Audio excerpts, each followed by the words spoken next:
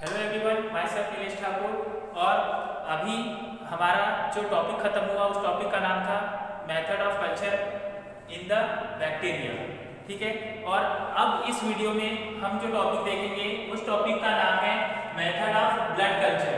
कि blood culture हम कैसे करते हैं। जैसे मान लो कि ये कल्चर हम इसलिए करते हैं, कभी कभी क्या होता है कि हमें जैसे मान लो किसी पर्सन को डिसीज होती है, ठीक है, तो उस डिसीज का पता ही नहीं चल पाता है कि उसको डिसीज कौन से माइक्रो ऑर्गेनिज्म से हुई है। तो इसमें क्या कहना चाहिए, कौन से बैक्टीरिया से हुई है। तो उसी बैक्टीरिया का पता लगाने के लिए क्या किया जाता है, ब्लड सैंपल लिया जाता है, ब्लड कलेक्शन किया जाता है। फिर ब्लड कलेक्शन लेने के बाद में उसका क्या किया जाता है, कल्चर किया जाता है। तो ये वही मेथड है, मेथड ऑफ ब्लड कल्चर, कि इसमें ब्लड का सैंपल लेके किस तरह से कल्चर किया जाता है और फिर कैसे बैक्टीरिया का पता लगाया जाता है। कभी कभी क्या होता है कि पता नहीं चल पाता है कि भाई हमें जो डिसीज हुई है वो कौन से बैक्टीरिया से हुई है। तो बस उसी का पता लगाने के लिए क्या किया जाता है, ब्लड कलेक्शन किया जाता है। और उसी की हम देखेंगे मेथड, इसमें कौन कौन से रिक्वायरमेंट लगते हैं, कैसे कलेक्शन करते हैं, उसका कल्चर कैसे करते हैं। ठीक है, सो स्टूडेंट हम स्टार्ट करते हैं। यहाँ दिया हुआ है blood culture is one of the most important method in isolation and identification of microorganism in clinical microbiology it is used। अब क्या है कि क्लिनिकल माइक्रोबायोलॉजी में जो ब्लड कल्चर होता है, ठीक है, क्लिनिकल माइक्रोबायोलॉजी में जो ब्लड कल्चर होता है वो एक बहुत ही मोस्ट इम्पोर्टेंट या बहुत अधिक महत्वपूर्ण मेथड होती है। किसके लिए, आइसोलेशन के लिए, मतलब कि किसी भी माइक्रो ऑर्गेनिज्म को अलग करने के लिए, ठीक है। और क्या है, आइडेंटिफिकेशन ऑफ माइक्रो ऑर्गेनिज्म, और माइक्रो ऑर्गेनिज्म की को आइडेंटिफाई करने के लिए या माइक्रो ऑर्गेनिज्म की पहचान के लिए ये जो मेथड होती है ये कैसी होती है, बहुत ही मोस्ट या बहुत ही अधिक इंपॉर्टेंट होती है या महत्वपूर्ण होती है। ठीक है, फिर उसके बाद क्या दिया है, इट इज यूज्ड। अब इसका यूज किस लिए किया जाता है वो हम देखेंगे। यहाँ तक आपको समझ में आ गया ना कि जो ब्लड कल्चर होता है ये बहुत ही मोस्ट इम्पोर्टेंट मेथड होती है क्लिनिकल माइक्रोबायोलॉजी में। क्यों, क्योंकि उसमें आइसोलेशन करने के लिए या किसी भी माइक्रो ऑर्गेनिज्म को अलग करने के लिए और माइक्रो ऑर्गेनिज्म का आइडेंटिफाई करने के लिए या उसकी पहचान करने के लिए।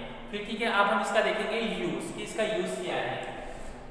For the diagnosis of pyrexia of unknown origin, मतलब कि कहना चाहिए कि इसका डायग्नोसिस के लिए, इसका पायरेक्सिया का डायग्नोसिस करने के लिए और अननोन डिसीज का पता लगाने, अननोन ओरिजिन का पता लगाने के लिए हम इसका ब्लड कल्चर का यूज करते हैं। किसी भी अननोन बैक्टीरिया या माइक्रो ऑर्गेनिज्म का पता लगाने के लिए किसका यूज किया जाता है, ब्लड कल्चर मेथड का यूज किया जाता है। फिर है where the possibility of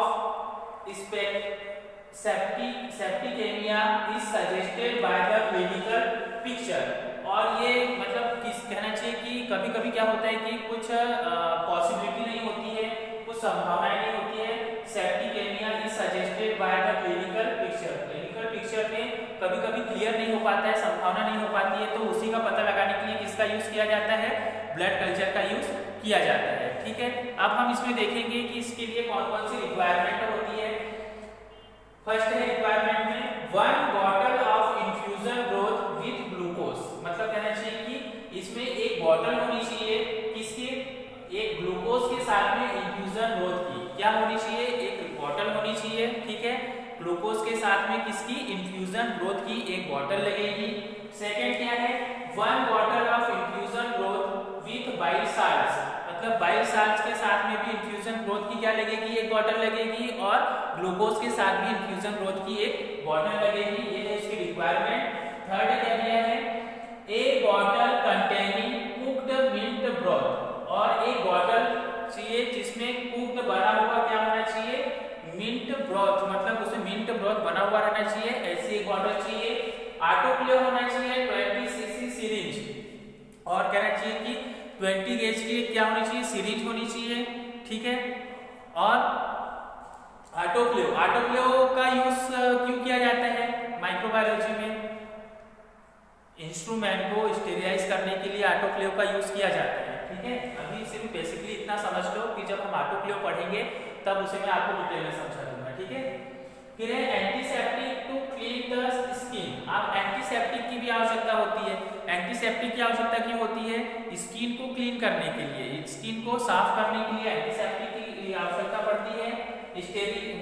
sterilise cotton swab, और कॉटन की आवश्यकता होती है। बिना कॉटन के आप कॉटन एंटीसेप्टिक नहीं रहेगा तो आप ब्लड कलेक्शन कैसे करोगे? इसलिए एक कॉटन की आवश्यकता होती है और एक एंटीसेप्टिक की आवश्यकता होती है। ठीक है, अब हम देखेंगे कि कलेक्शन कैसे करते हैं। ठीक है, अब हम देखेंगे कलेक्शन ऑफ सैंपल, कि सैंपल को हम कैसे कलेक्ट करते हैं। ठीक है, क्या दिया है? तो देखो, सबसे पहले हमें क्या करना है? सैंपल को कलेक्ट करना है। ठीक है, अब आपके पास में पेशेंट आया है। ठीक है, तो पेशेंट आया, अब पेशेंट का आपको क्या लेना है? सैंपल लेना है। ठीक है, तो सैंपल लेने से पहले आपको उस पेशेंट को सांत्वना देनी होगी कि क्या है, कुछ पेशेंट क्या होते हैं कि उन्हें कहना चाहिए कि सैंपल देते समय या कहना चाहिए सिरिंज से डर लगता है ना। तो ऐसे पर्सन्स को अगर आप आओगे, बोलोगे आओ बैठो तुम्हारा सैंपल लेंगे, फटाक से तुमने सिरिंज निकाली और सैंपल ले लिया, ऐसे में वो घबराहट की वजह से उसे या तो चक्कर भी आ सकते हैं या वो बेहोश भी हो सकता है। इसलिए सैंपल कलेक्ट करने से पहले आपको क्या करना होगा कि जो पेशेंट आपके पास आया है उस पेशेंट को पहले आप समझाइए कि आपके साथ ऐसा ऐसा होगा अभी। ठीक है, आप उसे सांत्वना दीजिए। आप उसे पहले कहना चाहिए कि आराम से बैठने के लिए कहिए, है ना, उसे रिलैक्स होने दीजिए, उसके बाद ही आप सैंपल कलेक्ट कीजिए। ठीक है, तो हम देखेंगे इसी में। आप फिर उसके बाद की जो प्रोसेस होती है वो हम इसमें देखेंगे। Wash clean and dry hands. पहले क्या करना है कि जिस हैंड से आप सैंपल कलेक्ट कर रहे हो, ठीक है, उस हैंड को आपको क्या करना होगा? पहले अच्छे से क्लीन करो। क्लीन करने के बाद में आप उसे क्या करने दोगे? ड्राई होने दोगे। Before attempting to draw the blood sample, पहले मतलब कहना चाहिए कि ब्लड अटेम्प्ट करने से पहले या ब्लड सैंपल लेने से पहले आपको उसके हैंड को क्या करना होगा? पहले कहना चाहिए एल्कोहल आपके पास में, जो स्प्रिट आपके पास में है, जो भी एंटीसेप्टिक आपके पास में है, आप उससे क्या करोगे? पहले उसे वॉश करोगे। वॉश करने के बाद में आप उसे क्या करोगे? थोड़ी देर ड्राई होने दोगे। ड्राई होने के बाद में आप क्या करोगे? ब्लड कलेक्ट करोगे। ठीक है, सेकंड क्या दिया है कि वेयर ग्लव्स। ठीक है, सैंपल कलेक्ट करते समय हमारे हाथों में क्या होना चाहिए? हमने क्या पहनना चाहिए? ग्लव्स पहनना चाहिए। बिना ग्लव्स के कभी भी ब्लड सैंपल कलेक्शन नहीं करना चाहिए। If feasible to prevent the risk of hepatitis B और एड्स इन्फेक्शन। ग्लव्स से हमें क्या मिलती है? हम खुद सेफ रहेंगे। ठीक है, हमें सेफ्टी मिलेगी। बट यदि आप ग्लव्स नहीं पहनते तो ये आप ही के लिए या हमारे लिए क्या हो सकता है? रिस्क हो सकता है। क्यों रिस्क हो सकता है? कि अगर मान लो आपके पास कोई पेशेंट आया, उसे एड्स है, ठीक है, आपने सैंपल कलेक्ट किया और उसका ब्लड आपके कहीं थोड़ा सा भी अगर आपके हैंड पर अगर उसका ब्लड लग गया तो आप उस एड्स होने का इन्फेक्शन हो जाता है, इन्फेक्शन हो सकता है ना, कोई भी इन्फेक्शन हो सकता है, हेपेटाइटिस बी भी हो सकता है, एड्स भी हो सकता है, या कुछ भी हो सकता है, कोई भी इन्फेक्शन हो सकता है। तो आप इस तरह की रिस्क ना ही लें तो बेटर होगा। ठीक है, उसके बाद में क्या दिया हुआ है? Disinfect the when puncture site on the patient. Patient की मतलब जिस हैंड से आप कलेक्शन कर रहे हो तो पेशेंट की पहले आपको क्या देखनी है? वेन देखनी है। फिर जिस साइड से आप वेन को पंक्चर कर रहे हैं वहां पर आपको क्या करना है? पहले डिसइंफेक्ट करना है, उसके बाद में उसे ड्राई होने देना है, फिर आपको क्या करना है? यहाँ पर वेन को पंक्चर करना है। पंक्चर करने के बाद में याद रहे कि सीधा वेन में पंक्चर होना चाहिए, थोड़ा सा भी इधर उधर हुआ तो पेशेंट का हाथ मतलब क्या हो सकता है? पैरालाइज हो सकता है, सुन्न हो सकता है। ठीक है, कभी याद रखना, वेन अच्छे से पहले देख लो, उसके बाद ही कलेक्शन करना। Skin by applying 70% isopropyl alcohol in water with 1% iodine for at least 1 minute and allow to dry. मतलब कि आपको 1 मिनट तक क्या करना है? जो आइसोप्रोपाइल है कितना होता है? 70% होता है एल्कोहल में, इन वाटर के साथ में वाटर कितना होता है? 30% और 1% क्या होता है? उसमें आयोडीन होता है। तो ये सब मिक्स एल्कोहल जो है आपने लगाया उसे 1 मिनट तक रहने दीजिए।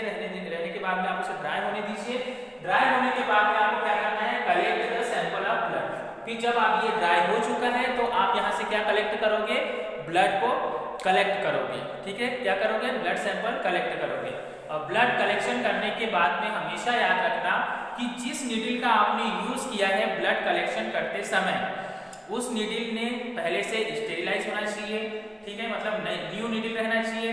फिर जब आपने कलेक्शन कर लिया है तो उस नीडल का दोबारा यूज नहीं करना, और अगर दोबारा यूज, क्योंकि उससे क्या होता है कि कंटामिनेशन, मान लो आपने एक पेशेंट का कलेक्शन किया, ठीक है, और आपने उस नीडल का, उसी नीडल से फिर सेकंड पर्सन का भी कलेक्शन कर लिया, तो जो फर्स्ट पर्सन को डिसीज थी वो सेकंड पर्सन को हो सकती है ना, उसके कंटामिनेशन या उसके माइक्रो ऑर्गेनिज्म में जो भी बैक्टीरिया वायरस जो भी रहा होगा वो दूसरे की बॉडी में चला जा सकता है। जैसे अभी कौन सा वायरस चल रहा है, कोरोना वायरस चल रहा है, ठीक है, अगर आप जैसे उसका टेस्ट करवाते हो, कोरोना टेस्ट जो हो रहा है, तो उस टेस्ट में यदि आपने जो एक बार यूज़ किया, ठीक है, कॉटन जो भी आपने यूज़ किया उसी कॉटन से आप सेकेंड बार भी यूज़ करोगे तो जिसको कोरोना वायरस नहीं है वो तो उसको भी हो जाएगा, है ना। इसलिए हमेशा एक ही नीडल का यूज़ सिर्फ एक ही बार करें, सेकंड कलेक्शन करने के लिए आप सेकंड नीडल का यूज़ करें, ठीक है, केयरफुली करना चाहिए कलेक्शन सैंपल। तो ये रहा हमारा टॉपिक आज का, method of culture, blood culture, और इसी में अब हमारी सेकंड यूनिट कंप्लीट होती है। और अब हम जो नेक्स्ट वीडियो में देखेंगे वो देखेंगे हमारी यूनिट थर्ड, और यूनिट थर्ड में हमारा जो चैप्टर है उसका नाम है इन्फेक्शन। अब हम इन्फेक्शन के बारे में पढ़ेंगे, ठीक है। और अगर आपको कोई डाउट हो तो आप ग्रुप में क्वेश्चन कीजिए, आप कमेंट कीजिए, और यदि आपको मेरा वीडियो पसंद आए तो आप मेरे चैनल को लाइक शेयर और सब्सक्राइब जरूर कीजिए। Thank you for watching.